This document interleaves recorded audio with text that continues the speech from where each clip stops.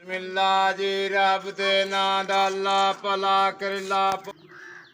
ਅੱਲਾ ਪਾਕ ਦੇਂਦਿਆਂ ਨੂੰ ਦਿੰਦਾ 10-20 ਰੁਪਏ ਸਿਰ ਆਟਾ, ਬੱਚਿਆਂ ਦਾ ਸਿਰ ਸਦਕਾ, ਮਾਲ ਜਾਨ ਦਾ ਸਿਰ ਸਦਕਾ। ਅੱਲਾ ਪਾਕ ਮਦੀਨੇ ਦੀ ਜ਼ਿਆਰਤ ਕਰਾਵੇ, ਅੱਲਾ ਪਾਕ ਹਜ ਕਰਨ ਦੀ ਤੌਫੀਕ ਦੇਵੇ।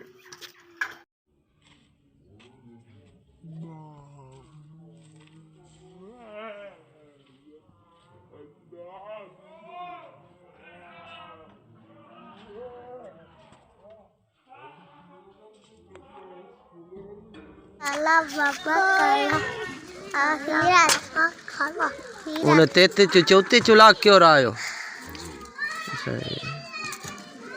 ਇੱਥੇ ਇੱਕ ਮੰਮਾ ਮੁਸੱਲੀ ਹੈ, ਮਮਣਾ ਮੁਸੱਲੀ ਹੈ।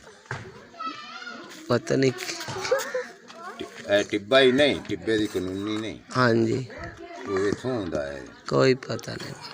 ਉਹ ਮੇਰਾ ਖਿਆਲ ਹੈ ਇਧਰਲੇ ਪਾਸੇ ਉਹਦਾ ਘਰ, ਕੋਈ ਇਧਰਲੇ ਪਾਸੇ ਮੈਨੂੰ ਇਤਰਾਮ ਪਾਕ ਨੂੰ। ਉਹ ਸਾਡਾ ਰਿਸ਼ਤੇਦਾਰ ਹੈ, ਮੰਮਾ ਬੀੜੇ ਦਾ